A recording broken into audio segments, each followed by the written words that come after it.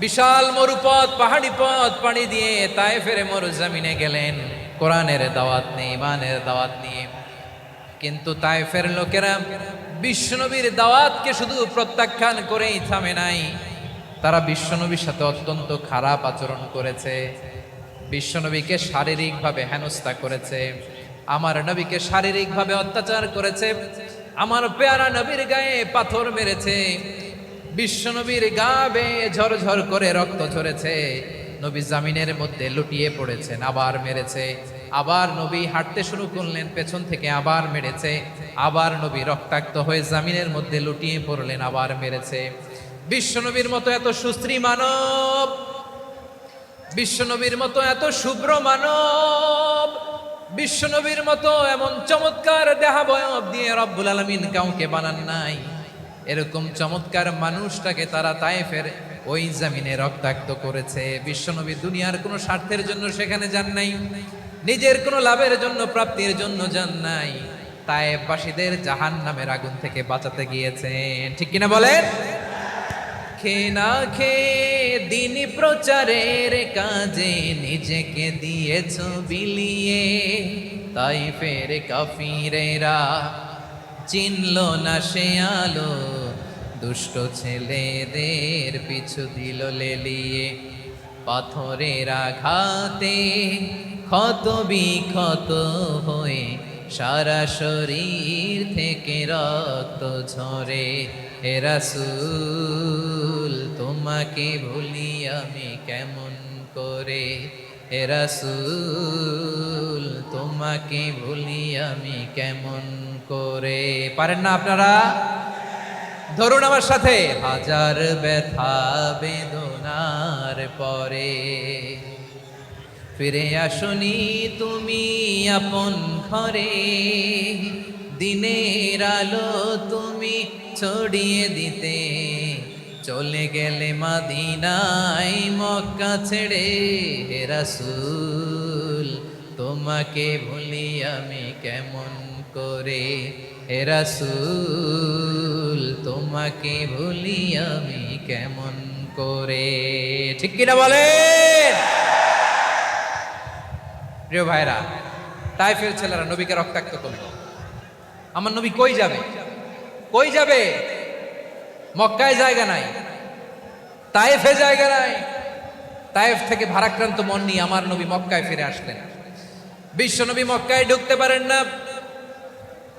মক্কার মরুভূমির দিকে তাকিয়ে, উপত্যকার দিকে তাকিয়ে বিশ্বনবী ধা ধা করে কাঁদেন, ঝরঝর করে নবীর চেহারা মোবারক থেকে চোখের পানিগুলো বেয়ে বেয়ে পড়ে।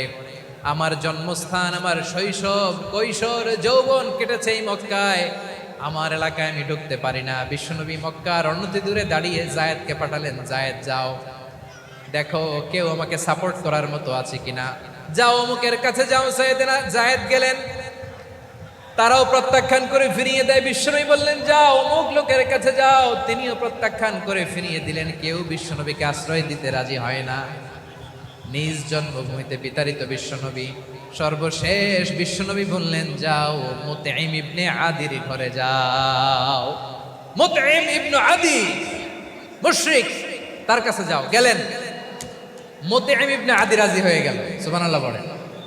দেখেন, অনেক বিপদের সময়ও আমি নিজে সাক্ষী, সামাজিকভাবে, রাজনৈতিকভাবে কত ঝঞ্ঝা, কত ষড়যন্ত্র, কত কনস্পাইরেসি পাড়ি দিয়ে আমাদেরকে সামনে এগিয়ে যেতে হয়।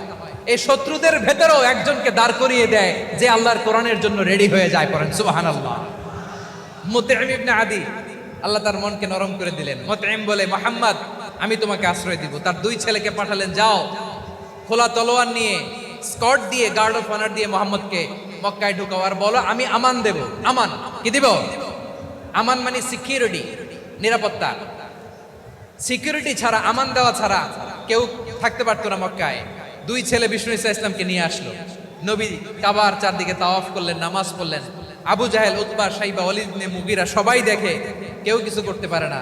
কারণ মুতঈম ইবনে আদি ঘোষণা দিয়েছেন আমি মুহাম্মদকে আমান দিয়েছি, মুহাম্মদের গায়ে যেন কেউ স্পর্শ না করে। আওয়াজ করে পড়েন সুবহানাল্লাহ। নবীর এই বিপদকালে মুহূর্তে মুতঈমের হৃদয়টারে নরম করে দিল কে? আচ্ছা লালমনিরহাটের ভাইয়েরা বলেন, এই মুতঈম কি মুসলিম ছিল না মুশরিক? সবাই বলতে হবে মুসলিম না মুশরিক। তাহলে মুশরিকের কাছ থেকে নবী পলিটিক্যাল অ্যাসাইলাম, আধুনিক রাষ্ট্রবিজ্ঞানের ভাষায় পলিটিক্যাল অ্যাসাইলাম, যেটাকে বলে রাজনৈতিক আশ্রয়, উনার আমান বা নিরাপত্তার এই ঘোষণায় তিনি মক্কায় ঢুকলেন। যতদিন নিরাপত্তা ছিলেন। মুতিম যখন মারা গেল, বিষ্ণু ইসলাম হিজরত করে মদিনায় চলে গেলেন, সুবহানাল্লাহ। কিন্তু মুতিম যে বিশ্বনবীর উপকার করছে এটা বিশ্বনবী ভুলে নাই। প্রিয় ভাইরা, আল্লাহ রাব্বুল ইজ্জা ওয়াল জালাল তিনি ইরশাদ করছেন, ওয়ালা তাসুবুল্লাযীনা يدعون من دون الله فيسبوا الله عدوا بغير علم كذلك زينا لكل أمة عملهم ثم إلى ربهم مرجعهم فينبئهم بما كانوا يعملون رب العالمين বলেন, গোলাম ও আমার ইমানদার বান্দারা শোনো শোনো, ও আমার বিশ্বাসী বান্দারা শোনো শোনো,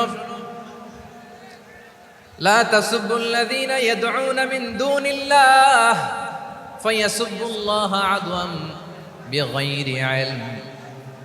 ও আমার বিশ্বাসী বান্দারা, যারা আল্লাহকে ব্যতি রেখে, আল্লাহকে বাদ দিয়ে অন্য উপাস্যকে ডাকে, দেবীর পূজা করে, দেবতাদের পূজা করে, তোমরা খবরদার তাদের গালি দিও না। আওয়াজ করে বলেন, কি দিও না? আল্লাহ বলেন, ও বিশ্বাসীরা শোনো, যারা আল্লাহকে বেছে রেখে দেব দেবীর পূজা করে, অন্য উপাস্যের পূজা করে, তাদেরকে ডাকে, ওই দেবতাদেরকে তোমরা গালি দিও না। যদি ওই দেবতাদেরকে গালি দাও তাহলে ভুলবশত, শত্রুতাবশত তারা তোমাদের রব আল্লাহকে গালি দেবে, ঠিক কিনা? তোমরা যদি তাদের দেবতাদের গালি দাও, ওরা রেগে তোমার আল্লাহরে গালি দিবে, তাহলে আল্লাহরে গালি খাওয়ানোর কারণ হয়ে গেলাম আমি। রব্বুল আলামিন বলেন, খবরদার বিশ্বাসীরা, আল্লাহ ছাড়া যারা অন্যান্য উপাস্যদেরকে ডাকে, দেবতাদেরকে ডাকে, তাদেরকে তোমরা গালি দিও না। ওই সমস্ত দেবতাদেরকে যদি তোমরা গালি দাও তাহলে তারা আল্লাহকে গালি দিবে, ঠিক কিনা বলেন? আমরা দেবতাদের গালি দিলে ওরা আল্লাহকে গালি দিবে। রব্বুল আলামিন বলেন, খবরদার দেবতাদেরকে গালি দিও না, তাহলে ওরা তোমার রব আল্লাহরে গালি দেবে। প্রতিটি জাতির জন্য তাদের কাজকে আমি আল্লাহ সুশোভিত করে রেখেছি, তারা সবাই একদিন আমার কাছেই ফিরে আসবে। এরপর আমি রব্বুল আলামিন তাদের আমলনামা তাদেরকে জানিয়ে দেব। সুবহানাল্লাহ পড়েন। প্রিয় ভাইরা, আল্লাহ তাআলা বলেছেন, খবরদার গালি দিও না। আদেশটা কার? আওয়াজ করে বলেন তো। হিন্দুদের দেবতা দেবদেবীদেরকে গালি দেওয়া যাবে না। আওয়াজ করে বলুন প্রিয় ভাইরা, এই আদেশটা কার? এই আপনাদের গলার আওয়াজ। অন্য ধর্মের দেবতাদেরকে যে গালি দেওয়া যাবে না, এই আদেশটা কার? আরো জোরে বলুন, কার? গালি দিবেন কোন দেবতাকে? দিবেন? যদি দেন তাহলে ওরা আল্লাহরে গালি দিবে, তাহলে আল্লাহরে গালি খাওয়াইলো কে? আপনি, ঠিক কিনা বলেন? আমি আল্লাহকে গালি খাওয়ানোর কারণ হলাম, কারণ আমি যদি গালি না দিতাম ওরা আমার রবকে গালি দিত না। আওয়াজ করে বলেন, ঠিক কিনা? তাহলে প্রিয় ভাইয়েরা, ইসলাম আমাদেরকে শিখায়, সূরাতুল আনআমের 108 নম্বর আয়াত থেকে আমরা বুঝলাম, কোন ধর্মকে ছোট করা যাবে না। অন্য ধর্মকে ছোট করা মানে ইসলামকে ছোট করা। অন্য ধর্মের দেবতাকে গালি দেওয়া মানে আল্লাহকে গালি খাওয়ানো। আওয়াজ করে বলেন, ঠিক কিনা? খবরদার, এটা করা যাবে না। আর অন্য ধর্মের দেবতাকে যদি আপনি গালি দেন, ওরা ইসলাম থেকে দূরে সরে যাবে। যাও ইসলামের প্রতি আকৃষ্ট হয়েছিল আর কোনোদিন ইসলামের ধারে কাছে আসবে না। আওয়াজ করে বলেন, ঠিক কিনা? এজন্য কখনো কোনোদিন অন্য ধর্মের দেবতাদেরকে গালি দেয়া যাবে না। অন্য ধর্মের কোনো দেবতাদেরকে আমরা গালি দিব না, গালি দিব না, বরং ইসলামের beauty, the beauty of Islam, ইসলামের সৌন্দর্যকে আমরা তুলে ধরব। আমরা যদি বিশ্বনবী সাল্লাল্লাহু আলাইহি ওয়াসাল্লামের জীবনের দিকে তাকাই, তাহলে আমি দেখব বিষ্ণু ইসলাম মক্কাতে কিংবা মদিনাতে অন্য ধর্মের লোকদের সাথে খুব পিসফুলি লাইফ লিড করেছেন। হোক মুশরিক, হোক খ্রিস্টান, হোক ইহুদি, বিশ্বনবী সবার সাথে মিলেমিশে ছিলেন। আলহামদুলিল্লাহ বলেন। ইসলাম হচ্ছে পিসফুল রিলিজিয়ান। অন্য ধর্মের প্রতি সহনশীলতার সবক ইসলাম আমাদেরকে দেয়। কিন্তু প্রতিটি মুসলিমের এটা মনে রাখতে হবে, আল্লাহর কাছে পছন্দনীয়, গ্রহণযোগ্য ধর্ম জীবনাদর্শ একটি, সেটা হচ্ছে ইসলাম। আওয়াজ করে বলেন সেটা কি? লালমনিরহাটের ভাইয়েরা আওয়াজ করে বলুন, আল্লাহর কাছে মনোনীত ধর্ম একটি, সেটা কি? এজন্য রব্বুল আলামিন বলেন, ইন্নাদ-দীনা ইনদাল্লাহিল ইসলাম, আল্লাহর কাছে মনোনীত গ্রহণযোগ্য অ্যাকসেপ্টেড ধর্ম মতাদর্শ একটা, সেটা হলো ইসলাম। ইসলাম ছাড়া অন্য কোনো ধর্ম যদি কেউ তালাশ করে, তার ওই ধর্ম আল্লাহ গ্রহণ করবে না।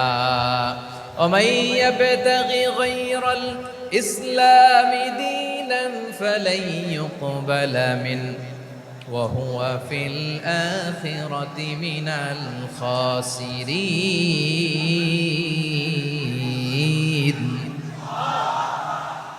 Whoever seek anything except Islam, that won't be accepted from him, and he will be loser in the day of judgment. কিয়ামতের দিন ইসলাম ছাড়া কেউ যদি অন্য কোনো ধর্ম তালাশ করেছে দুনিয়াতে, তার এই মতাদর্শ গ্রহণ করা হবে না, and he will be loser. সে হবে লুজার, ক্ষতিগ্রস্ত, হাই হাই কোম্পানির ম্যানেজার। ওর আমও শেষ, সালাও শেষ। আওয়াজ করে বলেন ঠিক কি না? এজন্য ইসলাম পেয়ে আমরা খুশি না বেজার? প্রত্যেক নামাজ শেষে আমরা আল্লাহরে বলি, আল্লাহ রাদিতু বিল্লাহি রাব্বা ওয়া বিল ইসলামি দীনা ওয়া বি মুহাম্মাদিন নাবিয়ান ওয়া রাসূলা। ও আল্লাহ, তোমারে রব হিসেবে পেয়ে আমরা খুশি। ও আল্লাহ, ইসলামকে ধর্ম হিসেবে পেয়ে আমরা খুশি। বিশ্বনবীকে আমাদের রাসূল পেয়ে আমরা খুশি। ঠিক কিনা বলে? ইসলাম ছাড়া অন্য কোনো ধর্ম আমরা গ্রহণ করব না। ঠিক কিনা বলেন? আল্লাহর কাছে অ্যাকসেপ্টেড রিলিজিয়ান একটা, সেটা ইসলাম। তো বিশ্বনবী সাল্লাল্লাহু আলাইহি ওয়াসাল্লাম মক্কাতে কিংবা মদিনাতে খুব পিসফুলি এক্সিস্ট করেছেন, যে কোনো ধর্মের সাথে মিলেমিশে চলেছেন। তার প্রমাণ আমরা যদি রাসূল সাল্লাল্লাহু আলাইহি ওয়াসাল্লামের বায়োগ্রাফির দিকে তাকাই, তাহলে দেখব তিনি মুশরিকদের সাথে পিস ট্রিটি করেছেন, শান্তি চুক্তি, পিস ট্রিটি, পিস এগ্রিমেন্ট। আপনারা হুদাইবিয়ার সন্ধির নাম শুনেছেন? আমার লালমনিরহাটের কলিজার টুকরা ভাইয়েরা, হুদাইবিয়ার সন্ধির নাম আপনারা শোনেন নাই? ষষ্ঠ হিজরিতে বিষ্ণু ঈসা ইসলাম মুশরিকদের সাথে এই ট্রিটি করেছেন, চুক্তি। কাদের সাথে? মুশরিকদের সাথে। আমরা তো মুসলমান বসতে পারি না। আমরা দুই মুসলিম ভাই একসাথে বসে চা খেতে পারি না, গল্প করতে পারি না। বিষ্ণু ঈসা ইসলাম মুশরিকদের সাথে ট্রিটি করেছেন, হুদাইবিয়ার সন্ধি। এই সন্ধির আগে মক্কা থেকে কেউ মদিনায় যেতে পারে না, মদিনা থেকে কেউ মক্কায় যেতে পারে না। কিন্তু এই সন্ধির পরে ট্রাফিক স্বাভাবিক হয়ে গেল। মক্কার লোকেরা মদিনায় আসতে পারে, মদিনার লোকেরা মক্কায় আসতে পারে। এটাকে বলে সুলহে হুদাইবিয়া, the peace agreement of Hudaybiyyah, শান্তি চুক্তি। আমরা পৃথিবীতে এখন অনেক শান্তি চুক্তির নাম শুনি, এগুলো সব the piece treaty of Hudaibiya থেকে কপি করা। আল্লাহু আকবার। তাহলে বিশ্বনবী সাল্লাল্লাহু আলাইহি সাল্লাম তিনি যে শান্তিপূর্ণ সহাবস্থানে বিশ্বাসী ছিলেন, মুসলমানেরা যে অন্য ধর্মের প্রতি সহনশীল, তার প্রমাণ হচ্ছে এই পিস ট্রিটি। শুধু তাই নয়, মাইকের সাউন্ডটা একটু বাড়াই দিতে হবে, খুব দুর্বল, একটু মজবুত করতে হবে, আর একটু ক্লিন করতে হবে, আর সবগুলা জায়গায় সাউন্ড যাচ্ছে কিনা একটু ক্রস চেক করতে হবে। হ্যাঁ, পাবেন দিচ্ছে mike operator, is trying his level best, দিচ্ছে। মাইক অপারেটর যিনি আছেন, প্রতিটি জায়গায় প্রতিটি সাউন্ড বক্সে যেন আওয়াজ পাওয়া যায়, একটু ক্রস চেক করেন, সাউন্ডটাকে একটু স্ট্রং করে দেন। হ্যাঁ, ঠিক আছে, মাশাআল্লাহ। এদিকে তাকান, এদিকে। মক্কার পার্ট গেল, পিস এগ্রিমেন্ট করলেন, শান্তি চুক্তি। বিষ্ণু ঈসা ইসলাম মদিনায় যে কি করলেন? মদিনায় যে বিষ্ণু ঈসা ইসলাম মদিনা চার্টার করলেন, মদিনা সনদ, সাহিফাতুল মদিনা, এটার বলে মদিনা চার্টার। যে ওয়েস্টে, ইউরোপে, আমেরিকাতে তারা অনেক চার্টার করে, সব চার্টার মদিনা চার্টার থেকে কপি করা। আওয়াজ করে পড়েন সুবহানাল্লাহ। বিষ্ণু ঈসা ইসলাম মদিনায় গেলেন, মদিনাতে মুসলিম, মুশরিক, ইহুদি, এই তিন ধর্মের লোক মিলে সব স্টেক হোল্ডার যারা আছে সবাইকে নিয়ে বিষ্ণু ঈসা ইসলাম মদিনা চার্টার করলেন, মদিনা সনদ। পড়েন সুবহানাল্লাহ। শুধু তাই নয়, মক্কাতে বিশ্বনবী পিস এগ্রিমেন্ট করলেন, শান্তি চুক্তি মুশরিকদের সাথে। মদিনাতে যে বিশ্বনবী মদিনা চার্টার করলেন, মদিনা সনদ করলেন ইহুদিদের সাথে। আবার মদিনাতে বিশ্বনবী ইহুদিদের সাথে পিস ডায়ালগ করলেন, ইন্টারফেথ ডায়ালগ করলেন, আন্তধর্মীয় সংলাপ করলেন, যেই সংলাপের মূল ভিত্তি ছিল তাওহীদ। মূল ভিত্তি ছিল কি? তাওহীদ।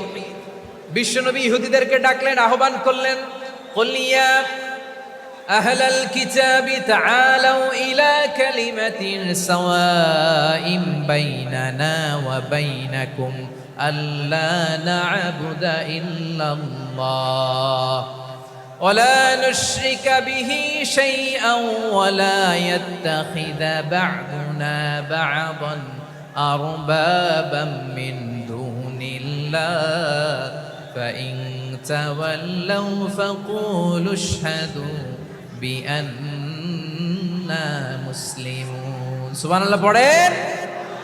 বিশ্বনবী মদিনার ইহুদিদের ডেকে বললেন, ও ইহুদিরা, শোনো শোনো, আসো এমন একটা আদর্শের প্রশ্নে আমরা একত্রিত হই, যে আদর্শের প্রচার তোমাদের নবীরাও করেছে, আমিও করি, যে আদর্শের কথা তোমাদের পবিত্র ধর্মগ্রন্থগুলোতে আছে, আমার কোরআনেও আছে, সেটা হলো তাওহীদ।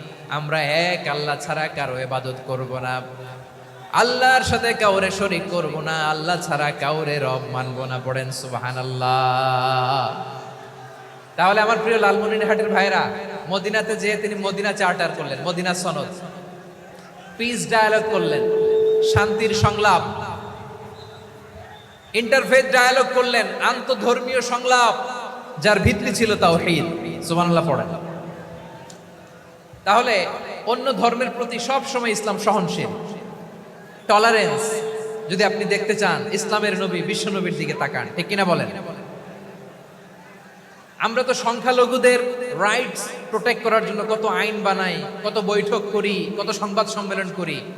বিশ্বনবী সাল্লাল্লাহু আলাইহি ওয়াসাল্লাম সংখ্যালঘুদের রাইটস এর শুনলে আপনি অবাক হয়ে যাবেন। বিশ্বনবী বলেন, আলা মান যালামা মুআহাদান আও ইনতাকাসাহু আও কাল্লাফাহু ফাওকা তাআতিহি আও কাল্লাফাহু ফাওকা তাকাতিহি আও আখাযা মিনহু শাইআন বিগাইরি তিবি নাফসিন ওয়া আনা হাজিজুহু ইয়াউমাল কিয়ামা। খবরদার, জেনে রাখো, কেউ যদি কোনো সংখ্যালঘুর উপরে অত্যাচার করে, কোনো সংখ্যালঘুর প্রাপ্য থেকে যদি কেউ কাউকে ঠকায়, সংখ্যালঘুর উপর যদি কেউ কষ্ট দেয়, কোনো সংখ্যালঘুর সম্পদ যদি কেউ জোর করে কেড়ে নেয়, আমি কিয়ামতের দিন বিশ্বনবী ওই সংখ্যালঘুর পক্ষে আর ওই মুসলমানদের বিপক্ষে বাদী হয়ে দাঁড়াবো। সুবহানাল্লাহ বলতে পারলেন না? আল্লাহু আকবার। আপনি নামাজি, আপনি মুসল্লি, আপনি হাজী সাহেব, তাহাজ্জুদ পড়তে পড়তে কপালে দাগ ফেলে দিছেন, আপনার প্রতিবেশী হিন্দু, ভাবছেন আমার তো পাওয়ার আছে, ওর জমিটা দখল করি। বিশ্বনবী বলেন, কিয়ামতের দিন ওই হিন্দুর পক্ষে তোর বিরুদ্ধে আমি বাদী হয়ে দাঁড়াবো। পৃথিবীর কোন ধর্মে এরকম স্টেটমেন্ট পাবেন? পাবেন? আপনি ভাবছেন আপনি নামাজ পড়লে হাজী সাহেব কপালে দাগ ফেলায় দিলে আপনি সেলসেলায় জান্নাতে চলে যাবেন না? খবরদার।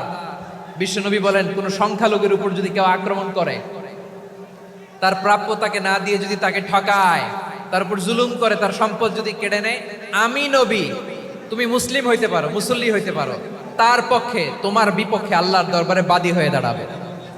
আচ্ছা লালমনিরহাটের ভাইরা, কথা বুঝতে পারলে আওয়াজ করে উত্তর দেন। বিশ্বনবী যদি কারো বিপক্ষে দাঁড়ায় কিয়ামতের দিন, আই রিপিট, আমি আবারও বলছি, বিশ্বনবী যদি কিয়ামতের দিন কারো বিপক্ষে দাঁড়ায়, ও তো সেলসেলায়া জান্নাতি, তাই না? জান্নাতি না? যে নবীর সুপারিশ ছাড়া জান্নাতের গেটও দেখা যাবে না, ওই নবী যদি বলে তোর বিপক্ষে আমি বাদী হয়ে দাঁড়াবো, ওই জান্নাতে আর ঢোকার কোনো সুযোগ আমাদের থাকবে?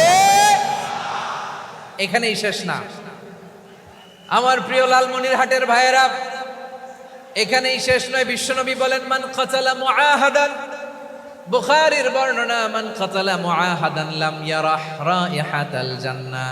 কেউ যদি, কোন মুসলিম যদি অন্যায়ভাবে কোনো সংখ্যালঘুকে হত্যা করে, কোনো হিন্দুকে হত্যা করে, কোনো বৌদ্ধরে হত্যা করে, অন্যায়ভাবে কোনো মুসলিম যদি কোনো সংখ্যালঘুরে হত্যা করে, জান্নাতে যাওয়া তো দূরের কথা, ওই মুসলিম জান্নাতের ঘ্রাণও পাবে না।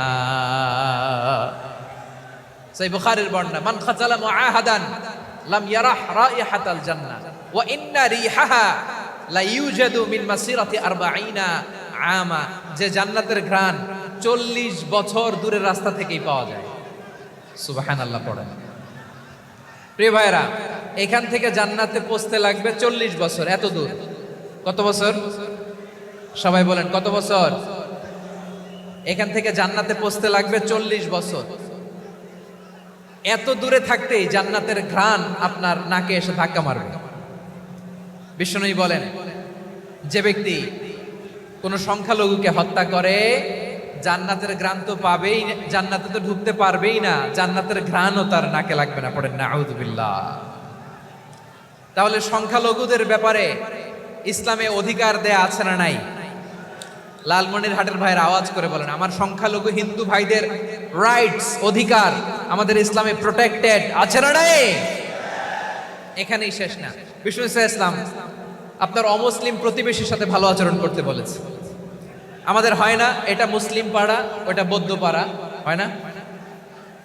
অনেক সময় হয় না এটা আমাদের মুসলিম পাড়া, ওইটা হিন্দু পাড়া, এরকম আছে না নাই? লালমনিরহাটে নাই না? আছে? হিন্দু যদি আপনার প্রতিবেশী হয় কি করবেন? ওরে কষ্ট দিবেন নাকি? কেন? ও তো হিন্দু, ও তো আমার আল্লাহরে ডাকে না, ওরে কষ্ট দিলে জায়েজ হবে না? খবরদার।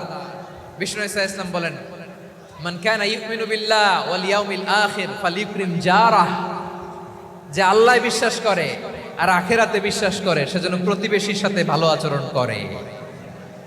সুবহানাল্লাহ। কলিজা জুড়ায় যায় না আমার নবীর কথাগুলো শুনলে? যে আল্লাহ বিশ্বাস করে, যে আখিরাতে বিশ্বাস করে সেজন্য প্রতিবেশীর সাথে ভালো আচরণ করে। এখানে বলছে মুসলিম প্রতিবেশী, বলছে নামাজি প্রতিবেশী, বলছে আল্লাহওয়ালা প্রতিবেশী, বলছে না। প্রতিবেশী আস্তিক হোক নাস্তিক হোক, প্রতিবেশী মুমিন হোক মুশরিক হোক, প্রতিবেশী হইলেই তার সাথে ভালো আচরণের দরকার আছে না নাই? আমার প্রিয় লালমনিরহাটের ভাইয়েরা, বিষ্ণু ইসলাম ওনার ইহুদি প্রতিবেশীদের দেখাশোনা করতেন। আমার প্রিয় ভাইয়েরা, প্রতিবেশী আস্তিক হোক নাস্তিক হোক, মুসলিম হোক হিন্দু হোক, তার সাথে ভালো আচরণ করতে হবে। বিষ্ণু ইসলাম ওনার ইহুদি প্রতিবেশীর বাসায় যেতেন। কোন প্রতিবেশী? ইহুদি। আওয়াজ করে বলেন কোন প্রতিবেশী? ইহুদি। এক ইহুদি কিশোর বিষ্ণু ইসলামের খেদমত করতে, ইহুদি ছেলে আমার নবীর খেদমত করতো, তারা ছিল নবীর প্রতিবেশী। তো অনেকদিন হয় ইহুদি ছেলেটা আসে না। বিষ্ণুনবী খোঁজ দিলেন, ঘটনা কি? একটা ইহুদি ছেলে না আমার খেদমতে আসতো, ছেলেটা কই? খোঁজ নিয়ে জানলেন ছেলেটা অসুস্থ। বিষ্ণু ইসলাম ওই ইহুদির বাড়িতে চলে গেলেন ওই ছেলেটাকে দেখা করার জন্য, ভিজিট করার জন্য। সুবহানাল্লাহ পড়বেন না? গেলেন, যে দেখে ইহুদি ছেলেটা মুমূর্ষ, জান জান যায় যায় ভাব, বিছানায় পড়ে আছে, তার বাবা দাঁড়ানো। বিশ্বনবী তার মাথার পাশে বসলেন, মাথায় হাত বুলিয়ে দিলেন, আর ছেলেটাকে বললেন আসলিম, হে ইহুদি ছেলে আসলিম, ইসলাম ধর্ম গ্রহণ করো। তো ছোট্ট ছেলে ভাবে আমরা ইহুদি, এখন ইসলাম ধর্ম গ্রহণ করলে আব্বা যদি বকা দেয়, ফানাযারা ইলা ওয়াজহি আবি, ছেলেটা তার বাবার চেহারার দিকে তাকালো, দেখি আব্বা কি কয়। আব্বা যদি বলে তাইলে ইসলাম ধর্ম গ্রহণ করবে। ইহুদি ছেলেটা তার বাবার দিকে যখন তাকালো, ওর বাবা বলে আতি আবুল কাসিম, আবুল কাসিম যা বলে তাই করো। আবুল কাসিম হচ্ছে বিষ্ণু ইসলামের একটা কুনিয়াত, উপনাম। আমার রাসূলের বড় ছেলের নাম ছিল কাসেম। যেমন দেখবেন আমাদের এলাকায় কারো ছেলের বড় ছেলের নাম যদি হয় আব্দুল্লাহ, এরা আব্দুল্লাহর বাপ বলে ডাকে। কারো বড় মেয়ের নাম যদি হয় ফাতেমা, এরা কি ডাকে? ফাতেমার বাপ বলে না? তো বিষ্ণু ইসলামের বড় ছেলের নাম ছিল কাসেম। ইহুদি বাবা বলল আতি আবুল কাসেম, আবুল কাসেম যা বলে তাই শোনো, মানে মোহাম্মদ যা বলে তাই শোনো। এই কথা শুনে ছেলে সাহস পাইছে, ছেলে আবার পড়তে আরম্ভ করলো আশহাদু আল্লাহ ইলাহা ইল্লাল্লাহ ও আশহাদু আন্না মুহাম্মাদার রাসূলুল্লাহ। পড়েন আল্লাহু আকবার। বিশ্বনবীর আহ্বান শুনে ওই আহ্বানে সাড়া দিয়ে ইহুদি ছেলে শাহাদা পড়ে মুসলমান হয়ে গেল। তার হৃদয়টারে ইমানের নূর দিয়ে আলোকিত করে দিল কে?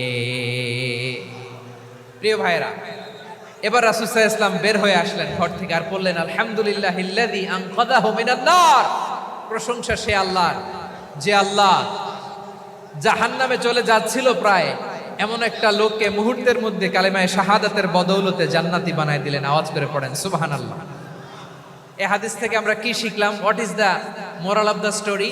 এক নম্বর স্টোরি হলো, প্রতিবেশী ইহুদি হোক হিন্দু হোক, যাবেন, সুসম্পর্ক রাখবেন, উপহার দিবেন, বিপদে পাশে দাঁড়াবেন, তাইলেই তো আপনাদের প্রতি, মুসলমানদের প্রতি তারা আকৃষ্ট হবে, ঠিক কিনা বলেন? আপনি যদি হিন্দুদের সাথে বৌদ্ধদের সাথে নাই মিশেন, নাস্তিকের কাছে নাই যান, তো ইসলামের সৌন্দর্যটা ওরা বুঝবে কেমনে? আমার অনেক হিন্দু পরিচিত ভাই আছে, ওরা আমাদের ইফতারির প্রোগ্রামে এসে একসাথে ইফতারি করে। অনেক মদখোর আমার সাথে বসে একসাথে ডিনার করে, হাফ প্যান্ট পরা, গলায় স্বর্ণের চেইন, হাতে স্বর্ণের ব্রেসলেট, আইসা আমার সাথে ডিনার করছে, আছে এরকম। গাঁজাখোর, আমি বলে আসো, welcome welcome to my dinner, আসো বসো। বসলেই তো আমি ওর ডিএনএ, চিন্তার ডিএনএ চেঞ্জ করে দেওয়ার সুযোগ পাবো, চিল্লায় বলো ঠিক কি না? আসতে হবে আমার কাছে। Our door is open, the door of Islam is open 24/7। সব সময় আমাদের ইসলামের দরজা আমার অমুসলিম ভাইদের জন্য খোলা আছে না নাই? এই হাদিস থেকে দুইটা শিক্ষা। এক নম্বর শিক্ষা, প্রতিবেশী মুসলিম হোক অমুসলিম হোক, যান, অসুস্থ হইলে একটু আপেল নিয়ে যান, আঙ্গুর নিয়ে যান, কমলা নিয়ে যান, তাদের সাথে ভালো আচরণ করেন। ইসলামের বিউটি দেখে, সৌন্দর্য দেখে অবাক হবে, নসিব ভালো হলে কোনোদিন কালিমা পড়ে মুসলমান হয়ে যাবে, ঠিক কিনা বলেন? তাহলে অমুসলিমের সাথে ভালো সম্পর্ক। বিশ্বনবী ইহুদির বাড়িতে গেলেন, ইহুদির বাড়ি, আর আমার মুসলমান ভাই আমার কাফের বলে, এরকম আছে না নাই? মুসলিম মুসলিমরা দেখতে পারে না, সহ্য করতে পারে। বিশ্বনবী সাল্লাল্লাহু আলাইহি ওয়াসাল্লাম ইহুদির বাড়িতে গেলেন, এটা একটা শিক্ষা। আরেকটা শিক্ষা হলো, ভাইরা ধাক্কা মারে এসে সামনে এসে কি লাভ? প্রোগ্রাম তো শেষ হচ্ছে, এখনই শেষ হচ্ছে তো। এই যে আমাদের বকশি ভাই ওয়াদা নিল, হাত তোলালো, মিম বলে এত কথা বললো, তো আমি জেলায় জেলায় যে খালি হাত নাড়াই তোমাদের জন্য নাকি? হ্যাঁ, হাত নাড়াই শুধু। এই ধাক্কাইতে ধাক্কাইতে এদিকে এসে হাত নাড়াইতেছে, হয়েছে তো, দেখলাম তো, ঠিক আছে, মাশাআল্লাহ, অনেক সুশৃঙ্খল, অন্যান্য যে কোনো জেলার জন্য সুশৃঙ্খল। আমার দিকে তাকাও, আমার দিকে তাকাও, ঠিক আছে। এই যে দাঁড়িয়ে আছে, একটা ছেলে নড়ে না, দেখছেন? মাশাআল্লাহ মাশাআল্লাহ মাশাআল্লাহ। হ্যাঁ, এইভাবেই। আর কয়েকটা মজাদার কথা আছে, শোনো। এই হাদিস থেকে আমাদের শিক্ষা হলো, আমার প্রতিবেশী যেই ধর্মের হোক আমি সম্পর্ক রাখবো। অসুস্থ হলে যাব, কি বলেন ভাইরা? যাবেন না? যাবেন না আপনারা? আচ্ছা, 2 নম্বর শিক্ষা হলো, বিষ্ণু ঈসা ইসলামের খাদেম ছিল ইহুদি, এতদিন খেদমত করলো, একদিনও বিশ্বনবী ওরে কালিমার দাওয়াত দেয় নাই। কারণ কি? বিশ্বনবী একটা ভালো সময়ের অপেক্ষা করতেছিলেন, প্রপার টাইমিং। দাঈর কাজ হচ্ছে দাঈ ইলাল্লাহ, সে হচ্ছে সুযোগ সন্ধানী। দাঈ সুযোগ খোঁজে, কখন দাওয়া দিলে ব্যাটে বলে হবে, ঝোপ বুঝে কোপ মারে, ঠিক কিনা বলেন? বিষ্ণু ইসলাম ভালো সময়ের অপেক্ষা করতেছিলেন, দেখি ভালো সময় আসুক আসুক আসুক আসুক। আস্তে আস্তে এমন সময় আসছে, ছেলে এবার মুমূর্ষ। অসুস্থ ব্যক্তির হৃদয় অত্যন্ত নরম থাকে, হসপিটালে যখন কেউ যায় তার হৃদয়টা বড্ড নরম থাকে, মৃত্যুর ভয়ে তার অন্তরটা নরম থাকে, ঠিক কিনা বলেন? এই প্রপার টাইমিং এর অপেক্ষা করতেছিলেন, যখনই টাইমিং পেয়েছেন দাওয়াত দিলেন, পড়ো লা ইলাহা ইল্লাল্লাহ, সুবহানাল্লাহ পড়েন সবাই। তাহলে ইসলাম অমুসলিম প্রতিবেশীর সাথে ভালো আচরণ করতে বলে। ইসলাম অমুসলিম মাতা পিতার সাথেও ভালো আচরণ করতে বলে। মাতা পিতা যদি অমুসলিম হয় তারা ফেলে দিতে পারবেন? পারবেন? পারবেন? আমার লালমনিরহাটের ভাইয়েরা, অনেক হিন্দু ছেলে আমাদের হাতে শাহাদা পড়ে মুসলিম হয়, কিন্তু ওর মা মুসলমান হয় নাই, বাবাও হয় নাই, এরকম আছে না নাই? তো ও হয়েছে মুসলিম, মা বাপ হিন্দু, এখন মা বাপ কি বাদ? হ্যাঁ, মা বাপ বাদ দেয়া যাবে? যেই মা আপনারে 9 মাস 8 মাস পেটে ধারণ করলো, আপনার মায়ের নার ছেঁড়া ধন, আপনি ওই মারে বাদ দিতে পারবেন? যে মায়ের বুকের তাজা দুধ খেয়ে আপনি আজকে বাড়ন্ত তাজা তরতাজা, মায়ের এক ধারে দুধের দাম, কাটিয়া গায়ের চাম, পাপুষ বানাইলে ঋণের শোধ হবে না, এমন দরদি ভাবে কেউ হবে না আমার মাহা গো। মায়ের এক ধারে দুধের দাম, কাটিয়া গায়ের চাম, পাপুষ বানাইলে ঋণের শোধ হবে না, এমন দরদি ভাবে কেউ হবে না আমার মাহাগো। ঠিক কিনা? মাকে তো বাদ দেওয়া যায় না। وقضى ربك ألا تعبدوا إلا إياه وبالوالدين إحسانا। আল্লাহ বলে অবধারিত দুইটা ভার্ডিক্ট তোমাদের জন্য, এক আল্লাহর ইবাদত করবা আর মা বাবার প্রতি ইহসান করবা। আদেশটা কার? মা বাবার প্রতি ইহসান করতে হবে। আমার মা হিন্দু হোক ভালো আচরণ করতে হবে, বৌদ্ধ হোক ভালো আচরণ করতে হবে। আমার যে সমস্ত হিন্দু ভাইয়েরা মুসলিম হয়েছে, তোমাদের মা বাবা এখনো মুসলমান হয় নাই, তাদের সাথে ভালো আচরণ করতে হবে। আপনাদের খেদমত নিজে করতে হবে অথবা খেদমতের ব্যবস্থা করাই দিতে হবে। মান্থলি যে খরচ লাগে এটা দিতে হবে। আরে তুমি এখন মুসলিম, তোমার মা বাবা হিন্দু, এখনই তো সুযোগ ইসলামের সৌন্দর্য দেখানো। এখন মা বাবা যদি দেখে আরে এটা হিন্দু থাকতে তো বদমাইশ ছিল, বেয়াদব ছিল, কি এমন ধর্ম সে গ্রহণ করলো যেটা গ্রহণের সাথে সাথে সে পাল্টে গেল? কি এমন ধর্ম সে গ্রহণ করেছে যেটা তার জীবনকে আলোকিত করে দিয়েছে? নসিব ভালো হইলে তারাও কালিমা পড়ে মুসলমান হয়ে যাবে। বিশ্ব ইসলামের স্ত্রীর নাম ছিল আয়েশা রাদিয়াল্লাহু তাআলা আনহা, আবু বকর রাদিয়াল্লাহু তাআলা আনহুর মেয়ে। আবু বকর রাদিয়াল্লাহু তাআলা আনহুর আরেক মেয়ের নাম হচ্ছে আসমা। কি নাম? দুজনই আবু বকর রাদিয়াল্লাহু তাআলা আনহুর মেয়ে, আসমা আর আয়েশা। নাম দুইটা কেমন লাগে? আসমা নামটা কেমন লাগে? আয়েশা নামটা কেমন লাগে? সবার ভালো লাগে নাই? নাম দুটো আপনাদের ভালো লাগে? লালমনিরহাটে অনাগত যদি কন্যা সন্তান হয়, যদি মনে চায় আসমা রেখে দিতে পারবেন, যদি মনে চায় আয়েশা রেখে দিয়েন। দেশে বিদেশে এয়ারপোর্টে রাস্তা ঘাটে শুধু বলে হুজুর একটা নাম দেন, আমার ছেলের একটা নাম দেন, মেয়ের একটা নাম দেন। তো আমার মনে আছে যশোরের 8 দিনের মাহফিলে আমি একটা দুইটা নাম দিয়েছিলাম। আজকে লালমনিরহাটের এই প্রোগ্রামে কন্যা সন্তান যদি হয় দুটা নাম দিলাম, আসমা কিংবা আয়েশা। ইনশাআল্লাহ পড়েন। দুজন বোন, এক মায়ের না, বাবা এক মা দুজন। আয়েশা রাদিয়াল্লাহু তাআলা আনহার মায়ের নাম উম্মে রুমান, আর আসমা রাদিয়াল্লাহু তাআলা আনহার মায়ের নাম কুতাইলা বিনতে আব্দুল উজ্জা। আবু বকর রাদিয়াল্লাহু তাআলা আনহু 4টা বিয়ে করেছিলেন। তো একই ঘটনা ঘটেছে এই ফ্যামিলিতে। আসমা ইসলাম ধর্ম গ্রহণ করে মুসলিমা, কিন্তু তার মা কুতাইলা মুশরিকা। আই রিপিট, বোঝার জন্য আমি আবারও বলি, আসমা রাদিয়াল্লাহু তাআলা আনহা মুসলিমা, আর আসমার মা কুতাইলা, আওয়াজ করে বুঝে থাকলে বলেন, আসমার মা মুশরিকা। তার মানে মেয়ে মুসলিম, মা অমুসলিম।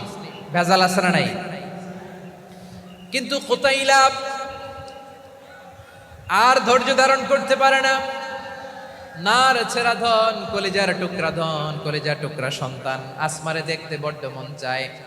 সাইয়েদনা আসমা রাদিয়াল্লাহু তাআলা আনহা মক্কা থেকে হিজরত করে মদিনায় চলে গেলেন হুদাইবিয়ার পর। যখন মক্কা মদিনার ট্রাফিক স্বাভাবিক হলো, মক্কার লোক মদিনায় যায়, মদিনার লোক মক্কায় আসে। কুতাইলা কলিজার টুকরা সন্তান আসমারে দেখার জন্য কিছু উপহার নিয়ে বিশাল মরুপথ পাড়ি দিয়ে মক্কা থেকে মদিনায় যায়। সুবহানাল্লাহ বলেন। এখন মা আসছে মেয়ের সাথে দেখা করতে, মেয়ে তো আর দেখা দেয় না। মেয়ে ভাবছে আমার মা তো মুশরিকা, অপবিত্রা, তার সাথে কি দেখা দেয়া যাবে? বিশ্বনবীর দরবারে চলে গেলেন। সুবহানাল্লাহ বলেন। কি সৌভাগ্যবান ছিল তারা! মাসলা জানার দরকার হলেই নবীর দরবারে চলে যেত। ঘরে বউয়ের সাথে ঝগড়া হলে নবীর দরবারে চলে যেত। অনেক সাহাবী বলে আমার পেটে ক্ষুধা লাগলো আমি নবীর কাছে চলে যেতাম, কারণ নবীর চেহারার দিকে তাকালেই আমার পেটের ক্ষুধা মিটে যেত। সাইয়েদনা আসমা রাদিয়াল্লাহু তাআলা আনহা বিশ্বনবীর কাছে চলে গেলেন, যে বললেন ইয়া রাসূলুল্লাহ ইয়া হাবিবাল্লাহ ইন্না উম্মি কাদিমাতুন ইলাইয়া ওয়া হিয়া রাগিবা।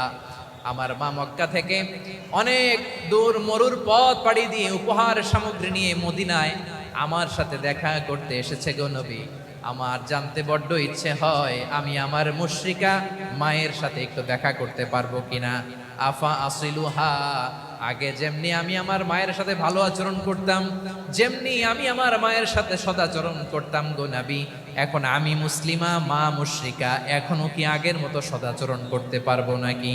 বিশ্বনবী বললেন নাম সিলিহা, হ্যাঁ রে আসমা, অবশ্যই অবশ্যই, আগে ঠিক যেমন তুমি তোমার মায়ের সাথে ভালো আচরণ করতে, এখনো তেমনি আগের মতো ভালো আচরণ করবা।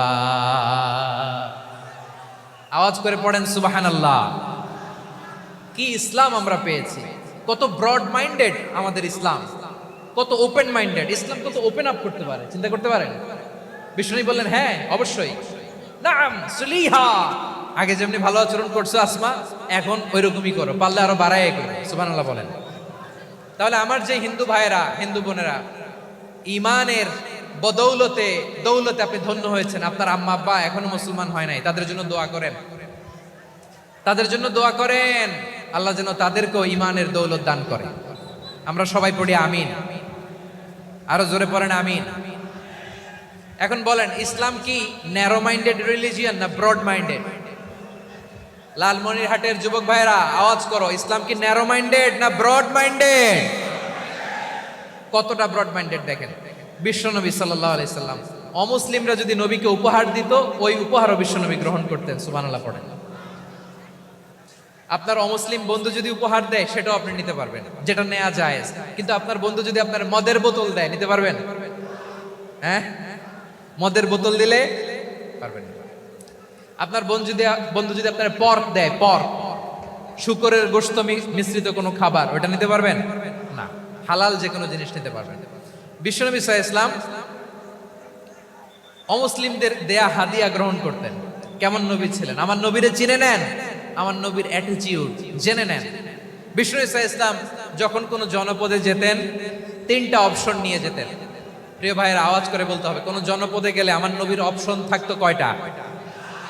আমার মতো 3 আঙ্গুল উঁচু করে দেখান আর বলুন, আমার নবী কোন জনপদে গেলে কয়টা অপশন নিয়ে যেতেন? 1 নাম্বার অপশন আসলিম তাসলাম। নতুন এলাকায় গেলে বলতেন আসলিম তাসলাম, ইসলাম ধর্ম গ্রহণ করো, শান্তিতে থাকবা, আমার ভাই হয়ে যাবো, আমরা ভাই ভাই। ইসলাম মানো, আমরা ভাই ভাই। অপশন নাম্বার কত? 1। যদি বলে না ইসলাম মানবো না, ওকে, অপশন নাম্বার 2, মুসলিম হওয়ার দরকার নাই, লা ইকরাহা ফিদ্দিন, ইসলামে কোনো বাড়াবাড়ি নাই। খ্রিস্টান আছো থাকো, বৌদ্ধ আছো থাকো, ইহুদি থাকতে চাও থাকো, কিন্তু আমরা যেহেতু রিজিওনাল সুপার পাওয়ার, আমাদের আন্ডারে থাকো, ট্যাক্স দিয়া থাকো, এটার বলে জিজিয়া। আলেম যারা আছেন বুঝবেন, এটার আরবিতে কি বলে? জিজিয়া। You pay us the tax, we will give you the security. তোমরা ট্যাক্স দিবা, আমরা সিকিউরিটি দিব, আমাদের আওতায় থাকবা, কেউ তোমাদেরকে আক্রমণ করতে পারবে না, আমরা নিরাপত্তা দিব। সুবহানাল্লাহ বলেন। এটা অপশন নাম্বার কত? আচ্ছা, বুঝে থাকলে বলেন, 1 নাম্বার অপশন কি ছিল? ইসলাম। ইসলাম মানো, শান্তিতে থাকবা, ভাই ভাই, আমরা ভাই ভাই। অপশন নাম্বার 2, ট্যাক্স দাও, আমরা নিরাপত্তা দিব, মুসলিম হওয়া লাগবে না। এখন 1 নাম্বারও মানে না, 2 নাম্বারও মানে না, মুসলিম হবো না, ভালো, খ্রিস্টান থাকো, ট্যাক্স দাও, আমরা সিকিউরিটি দিব না, এটাও মানি না। বিষ্ণু বলেন, তাহলে তলোয়ার আমাদের আর তোমাদের মাঝে ফায়সালা করবে। মুসলিমও হবো না, ট্যাক্স দিবা, নিরাপত্তা দিব, আমরা সুপার পাওয়ার, আমাদের আন্ডারে থাকবে, এটাও না। তাহলে তোমাদেরকে তো আমরা বিশ্বাস করতে পারি না, কখন না কখন বিশ্বাসঘাতকতা করো, কার সাথে মিলে হাত মিলাও, তলোয়ার আমাদের মাঝে ফায়সালা করবে। তখন তিনি জেহাদের সশস্ত্র সংগ্রামের ঘোষণা দিতেন। সুবহানাল্লাহ পড়েন। দেখেন, পশ্চিমারা জেহাদকে এইভাবে চিত্রায়িত করে না। ওরা জেহাদ বলতে বুঝায় তলোয়ার, হাত কাটো, গলা কাটো, না। জেহাদ সশস্ত্র সংগ্রাম 3 নম্বরে। অধিকাংশ ক্ষেত্রেই বিশ্বনবীর সুন্দর আচরণ দেখে, আরে আমার নবীর যে নুরানি চেহারা, অনেকে তো কেবল সিরেফ চেহারাটা দেখেই কালিমা পড়ে মুসলমান হয়ে গিয়েছে। যারা মুসলিম হয় নাই, তারা তাদের ইসলামেই বলবৎ ছিল, ট্যাক্স দিয়ে ইসলামের আন্ডারে ছিল। যারা এটাও মানে নাই, ওইটাও মানে নাই, তাদের বিরুদ্ধে জেহাদ। বিষ্ণু ইসলাম 7ম হিজরিতে যখন খায়বার বিজয়ের পরে ইসলাম রিজিওনাল সুপার পাওয়ার হিসেবে আত্মপ্রকাশ করলো, বিশ্বনবী চিঠি লিখলেন অন্যান্য সুপার পাওয়ারের কাছে, রাষ্ট্রীয় চিঠি লেখে এক রাষ্ট্রপ্রধান আরেক রাষ্ট্রপ্রধানের কাছে। ঠিক কিনা বলেন? জানেন না আপনারা? এই যে 24-এর ছাত্র নাগরিক অভ্যুত্থানে, এই অভ্যুত্থান যখন শুরু হয়, আমি তখন সাউথ আফ্রিকাতে, একটা স্ট্যাটাস দিয়েছিলাম, কোটা নয় গোটা দেশ সংস্কার করা লাগবে। শুধু বাংলাদেশ নয়, সারা বিশ্বের বাংলা ভাষাভাষী লোকেরা এই আন্দোলনের সাথে সমর্থন তারা করেছে, এটাকে সাপোর্ট করেছে, তারা সমর্থন দিয়েছে। আমাদের ইউনাইটেড আরব আমিরাতের বাংলাদেশি ভাইয়েরা তারা সেখানে রাস্তায় নেমে এসেছিল, জানেন? ওইখানে ডেমনস্ট্রেশন করা যায় না, সেখানকার সরকার তাদেরকে যাবজ্জীবন দিয়েছিল। তখন আমাদের এই যে প্রধান উপদেষ্টা ডক্টর মোহাম্মদ ইউনূস সরাসরি G2G বলে, এটারে G2G, government to government, G2G, উনি চিঠি লিখলেন যে তাদেরকে, ইউর হাইনেস, হে সম্মানিত আমির, আপনি আমার এই চিঠির কারণে আমার সম্মানে এই 53 জন বাংলাদেশিকে মাফ করে দেন। এই চিঠির বদৌলতে বেকসুর খালাস পেয়ে গিয়েছিল আমাদের ভাইরা, জানেন না এই ঘটনা আপনারা? তাহলে গভর্নমেন্ট টু গভর্নমেন্ট চিঠি দেওয়া হয়। সপ্তম হিজরিতে বিষ্ণু ইসলাম সব সুপার পাওয়ারের কাছে চিঠি দিলেন, রোমান সম্রাটের কাছে, পারস্য অধিপতির কাছে, মিশরের অধিপতির কাছে, সবার কাছে চিঠি লিখলেন। চিঠির ভাষা ছিল এরকম: মিন মুহাম্মাদিন রাসূলিল্লাহ ইলা মুকাওকিস আযীমিল কিবত, মুহাম্মদ রাসূলুল্লাহর পক্ষ থেকে মিশরের বাদশার কাছে, আসলিম তাসলাম, ইসলাম মানো শান্তিতে থাকবা, সালামুন আলা মান ইত্তাবা আল হুদা, শান্তি তার জন্য যে হেদায়েতের অনুসরণ করে। সুবহানাল্লাহ পড়েন। তো এই চিঠি অনেকে ভালোভাবে রিসিভ করেছে, অনেকে এই চিঠি পাওয়ার পরে নবীর কাছে আবার ইন রিটার্ন উপহার পাঠিয়েছে। কি পাঠিয়েছে? উপহার। মিশরের বাদশা মুকাওকিস তিনি বিশ্বনবীকে বিশাল এক উপহারের ডালি পাঠিয়েছেন। মিশরের বাদশা মুকাওকিস ছিলেন ধর্মে খ্রিস্টান। লালমনিরহাটের ভাইয়েরা আওয়াজ করে বলেন, মিশরের বাদশা ধর্মে কি ছিল? খ্রিস্টান। কি উপহার দিয়েছিল আমার নবীকে? শুনতে মনে চায়? আওয়াজ নাই লালমনিরহাটের গলায়,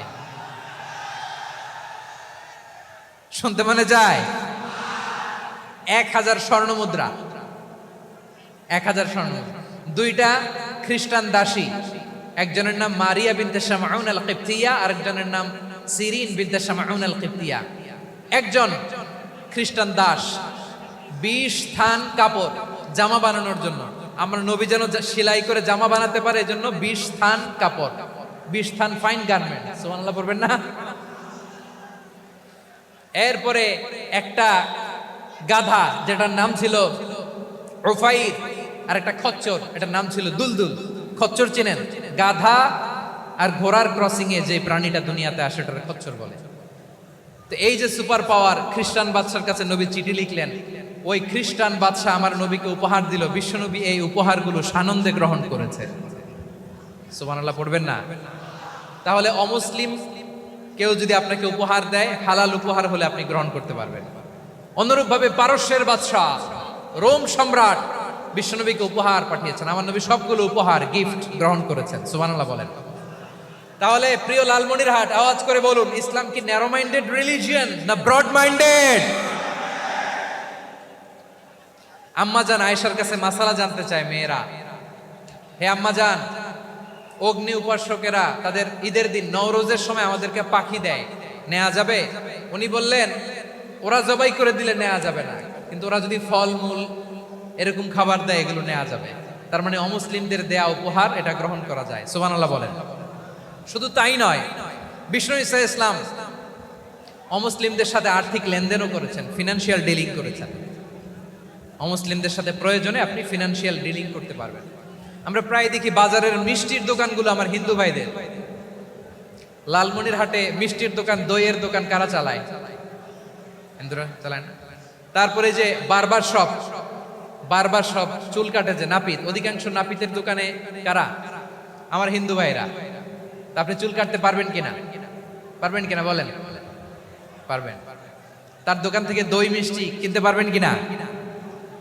হ্যাঁ, আমার মুসলিম ভাইয়ের দোকান থাকলে ওইটারে আমি বেশি প্রায়োরিটি দিব, ঠিক কিনা? কিন্তু যদি তাদের সার্ভিস নিতে চান, প্রোডাক্ট নিতে চান, পারবেন। তার দলিল সহিহ বুখারী, আম্মা জান আয়েশা রাদিয়াল্লাহু তাআলা আনহা বলেন, ইশতারা রাসূলুল্লাহ সাল্লাল্লাহু আলাইহি ওয়াসাল্লাম মিন ইয়াহুদিয়িন তুআমান ওয়া রাহানাহু দিরআহু মিন হাদিদ। রাসূল সাল্লাল্লাহু আলাইহি ওয়াসাল্লাম এক ইহুদির কাছ থেকে, কার কাছ থেকে? সবাই বলে নাই কার কাছ থেকে? আমার নবী, পেয়ারা নবী এক ইহুদির কাছ থেকে জব কিনেছিল। জব, বার্লি, যেটা দিয়ে রুটি বানায়। ওই জবের দাম দেওয়ার টাকা পয়সা নবীর কাছে ছিল না, ফলে নবী ওনার একটা পোশাককে মর্গেজ রেখেছিলেন, মর্গেজ বন্ধক, যে এখন এটার দাম দিতে পারবো না, কয়েক কেজি বার্লি নিয়ে যাই আর বন্ধক হিসেবে আমার জামাটা রেখে গেলাম, যেই দিন দাম দিব ওই দিন জামাটা ছুটাই নিয়ে যাব। সুবহানাল্লাহ পড়বেন না? বাকিতে নিছিলেন, বাকিতে। দিরআহু মিন হাদিদ, লোহার তৈরি বর্ম, মানে যুদ্ধের পোশাক, লোহা দিয়ে বানানো। বিষ্ণুনবী বললেন কয়েক কেজি জব দাও, টাকাটা পরে দিব, এখন টাকা নাই, বন্ধক হিসেবে মর্গেজ হিসেবে আমার জামা রেখে গেলাম, যখন টাকা দিব জামা ছুটায় নিব। আওয়াজ করে বলতে হবে সুবহানাল্লাহ। এ থেকে বোঝা গেল অমুসলিমদের সাথে ফিনান্সিয়াল ডিলিং করা যায়, অর্থনৈতিক লেনদেন করা যায়, কেনাবেচা করা যায়, প্রোডাক্ট কেনা যায়। এমনকি আমাদের মসজিদে নববীতে বারান্দায় আপনারা একটা অটোমেটিক ফ্লাইং আমব্রেলা দেখছেন?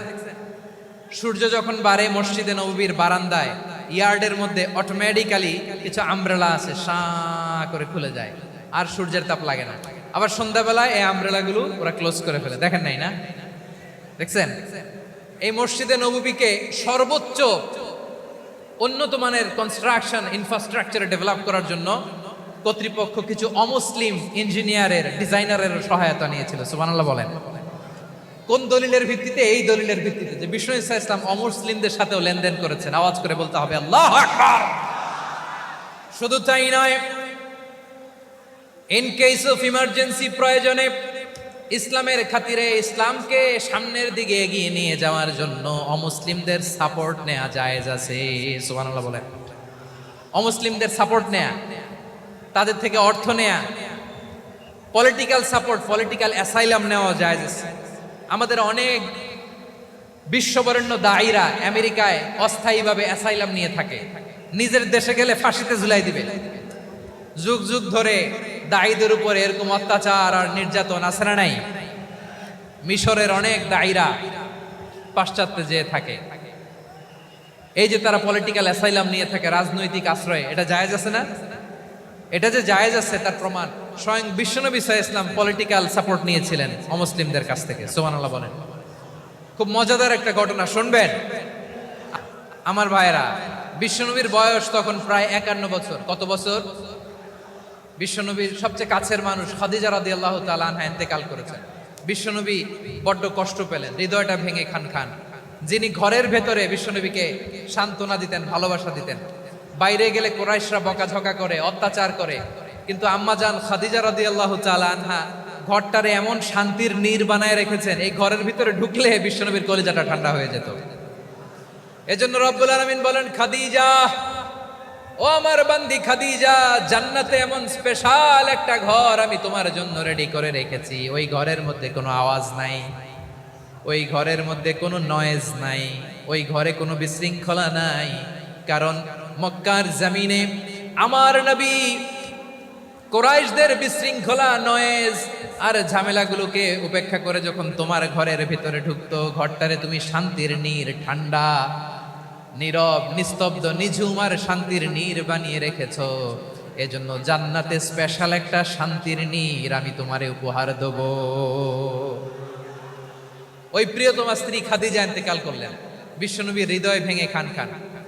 আবার ওনার চাচা আবু তালেব ইন্তেকাল করলেন, যিনি পলিটিক্যাল শেল্টার দিতেন নবীকে। কে দিতেন?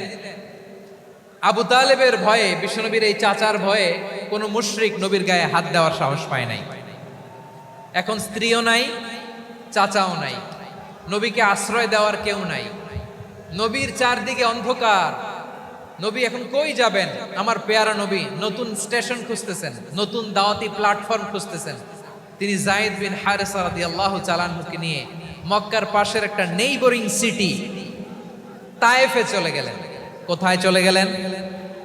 লালমনিরহাটের ভাইয়ের আওয়াজ করে বলেন, কোথায় গেলেন? তায়েফে চলে গেলেন দিনের দাওয়াত দেওয়ার জন্য। কি দেওয়ার জন্য? নাকি জমি কিনতে গেছিলেন? জমি কিনতে, দুনিয়ার যশ খ্যাতির জন্য, নিজের কোনো লাভের জন্য? তায়েফবাসীদেরকে জাহান্নামের আগুন থেকে বাঁচানোর জন্য। আওয়াজ করে বলতে হবে ঠিক কিনা? বিশ্বনবী বিশাল মরুপথ, পাহাড়ি পথ পাড়ি দিয়ে তায়েফের মরুজমিনে গেলেন কোরআনের দাওয়াত নিয়ে, ইমানের দাওয়াত নিয়ে। কিন্তু তায়েফের লোকেরা বিশ্বনবীর দাওয়াতকে শুধু প্রত্যাখ্যান করেই থামে নাই, তারা বিশ্বনবীর সাথে অত্যন্ত খারাপ আচরণ করেছে।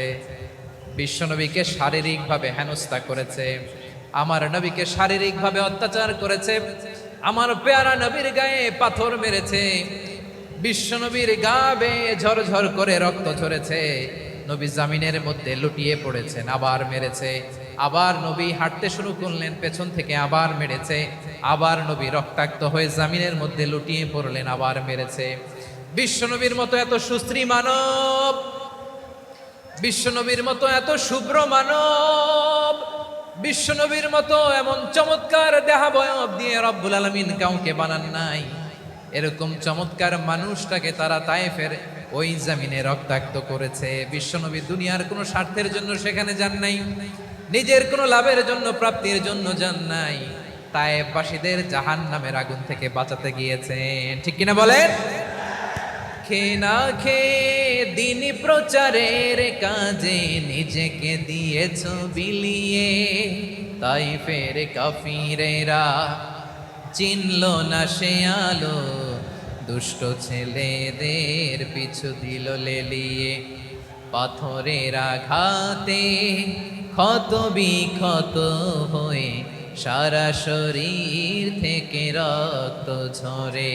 হে রাসূল তোমাকে ভুলি আমি কেমন করে, হে রাসূল তোমাকে ভুলি আমি কেমন করে।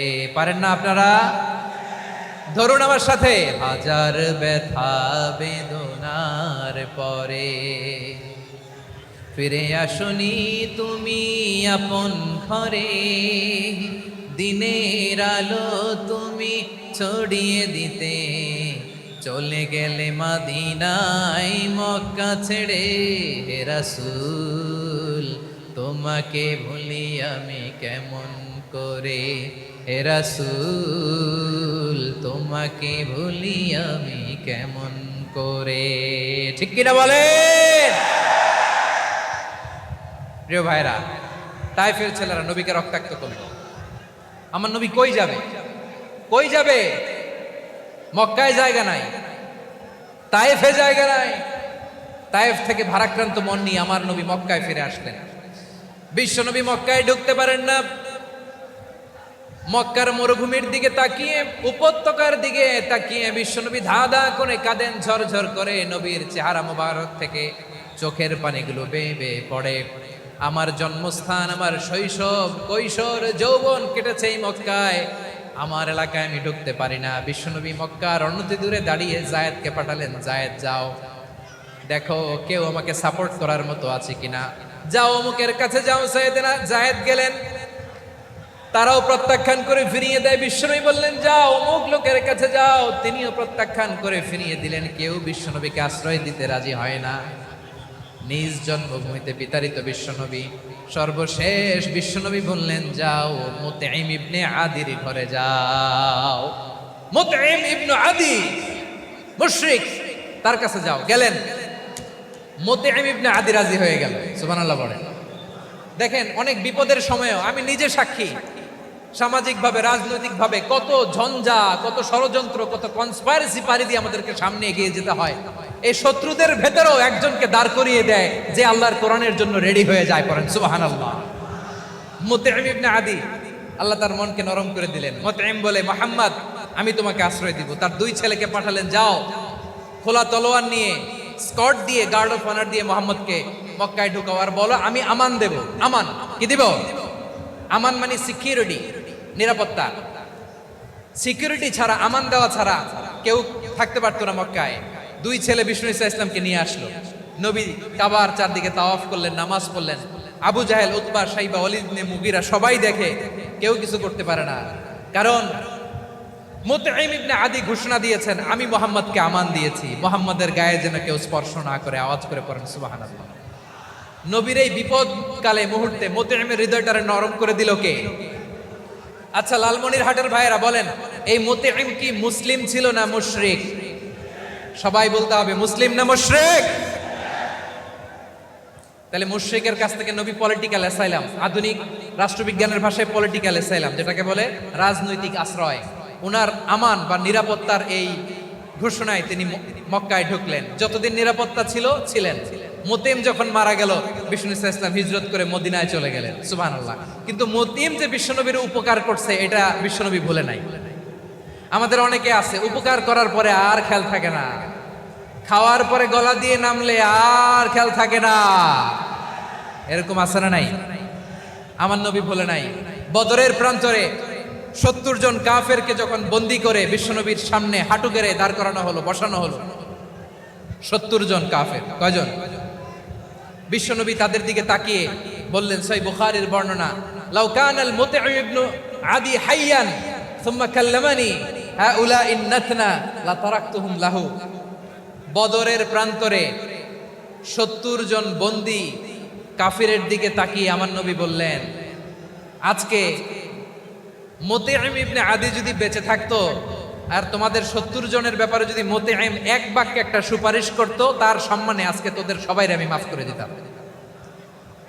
সুবহানাল্লাহ। নাই ওই যে চিল্লাচিল্লি যে কথা বোঝে নাই, কোন জিনিস মিস করছে ওরা নিজেরাও বোঝে নাই। বিশ্বনবী মুতঈমের এই সাহায্যের কথা বলে নাই। 70 জন মুশরিক হাঁটু গেড়ে বসা, নবী চাইলে এখনই এক্সিকিউশন অর্ডার দিতে পারে।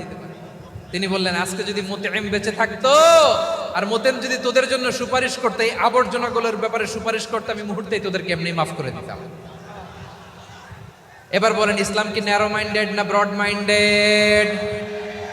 শুধু তাই নয়, যাকে যে সম্মান দেয়ার আমার নবী দিতেন, হোক আস্তিক হোক নাস্তিক, হোক মুসলিম হোক অমুসলিম। বিষ্ণু ইসলাম যখন রোমান সম্রাটের কাছে চিঠি লিখেছেন, আমার প্রিয় লালমনির হাটের ভাইরা, অল্প কয়েক মিনিট কয়েকটা জরুরি কথা বলবো, এদিকে তাকান, এদিকে। রোমান সম্রাটের কাছে বিশ্বনবী যখন চিঠি লিখলেন মিন মুহাম্মদ রাসূলিল্লাহ ইলা হিরাকলা আযীমির রোম। মুহাম্মদের পক্ষ থেকে হিরাক্লিয়াসের কাছে, যিনি হচ্ছেন আযীমির রোম। এটা নবী নিজ থেকে বানায় লিখছেন অতিরিক্ত সম্মান দিয়ে। কোন রাষ্ট্রপ্রধান যখন আসে তাদেরকে আমরা কি বলি জানেন? তার নামের শেষে HE এটা লিখতে হয়, H.E. মানে হিজ এক্সেলেন্সি। কি লেখে? হিজ এক্সেলেন্সি অথবা ইউর হাইনেস, ইউর ম্যাজেস্টি। দেখেন, বিশ্বনবী সাল্লাল্লাহু আলাইহি ওয়াসাল্লাম সব নবীদেরও নবী। তিনি একজন মুশরিক খ্রিস্টান সম্রাট, রোমান সম্রাটের কাছে চিঠি লিখতে যায়, লিখতেছে ইলা হিরাকলা আযীমির রোম। হিরাক্লিয়াসের কাছে আমার চিঠি, যিনি রোমের আযীম, হিজ হাইনেস, মানে রোমের অনেক সম্মানিত এক বাহাদুর। আওয়াজ করে বলেন সুবহানাল্লাহ। তার মানে যাকে যে সম্মান দেয়ার এটা বিশ্বনবী দিতেন। এমনকি যেই ইহুদিরা ভালো ছিল, এই ইহুদিদেরও প্রশংসা করেছেন বিশ্বনবী মুহাম্মদুর রাসূলুল্লাহ সাল্লাল্লাহু আলাইহি ওয়াসাল্লাম। এক ইহুদির প্রশংসা করেছেন বিশ্বনবী। ইহুদির কার? কার? আমি তো আমার ভাইয়ের প্রশংসা করি না, আমি তো এক আলেম আরেক আলেমরে স্পেস দেই না, আমি তো এক দায়ী আরেক দায়ীর সাথে বসতে চাই না। আমার নবী ইহুদির প্রশংসা করে। কার প্রশংসা? ওই ইহুদির নাম ছিল মুখাইরিক। সিরাত গ্রন্থ ঘাটলে পাবেন। তিনি বলেছেন, মুখাইরিক খাইরু ইয়াহুদ, Mukhayriq is the best of the Jews. জুইশদের মধ্যে সে সবচেয়ে ভালো। কেন প্রশংসা করলেন তার? এর কারণ মদিনা চার্টারে কথা ছিল সব ধর্মের মুসলিম, মুশরিক, ইহুদিরা মিলে মদিনাকে রক্ষা করবে। কিন্তু তৃতীয় হিজরিতে যখন উহুদের যুদ্ধ শুরু হলো, সবার কথা ছিল যেই আক্রমণ করে আমরা মদিনাকে বাঁচাবো। কোন শহরকে বাঁচাবো? মদিনাকে। কিন্তু কুরাইশরা যখন অ্যাটাক করলো, ইহুদিরা আর আসে না, ইহুদিরা আর বেরোয় না। বিষ্ণু বললেন, ওহে ইহুদিরা, তোমরা না চুক্তি করলে আমার সাথে যে মদিনা বাঁচাতে সবাই ঝাঁপিয়ে পড়বো, আসো। একটা ইহুদিও বেরোয় না, কেউ আসে না সেদিন, একজন ছাড়া। তার নাম মুখাইরিক। তার নাম কি? মুখাইরিক বাহাদুরের মতো ঘোড়সাওয়ার হয়ে বেরিয়ে গেলেন এবং বললেন, গোটা ইহুদি সাম্রাজ্যের একজনও যদি না আসে, আমি মুখাইরিককে কেউ ঘরে আটকে রাখতে পারবে না। বেরিয়ে আসলেন, এসে বললেন, আমি মুহাম্মদের পক্ষে যুদ্ধ করব। আমি মারা গেলে আমার সম্পদ আমার উত্তরাধিকারীরা পাবে না, আমার সম্পদ তোমরা মুহাম্মদকে দিয়ে দিবা। সুবহানাল্লাহ বলেন। উহুদের ময়দানে 70 জন মুসলমান শহীদ হলো। এই ইহুদি, সেও মুসলমানের পক্ষে যুদ্ধ করে নিহত হলো। সুবহানাল্লাহ বলেন। মুসলিমদের লাশ যখন নিয়ে আসা হলো, এই মুখাইরিকের লাশও নিয়ে আসা হলো। মুসলিমদের লাশের পাশে মুখাইরিকের লাশ দেখে বিশ্বনবী মুখাইরিকের প্রতি অনেক খুশি হলেন। আর বিশ্বনবী খুশি হয়ে বললেন, মুখাইরিক খৈরু ইয়াহুদ, মুখাইরিক যদিও তুমি ইহুদি, তারপরেও তুমি সব ইহুদিদের মধ্যে সেরা ইহুদি। পড়েন সুবহানাল্লাহ।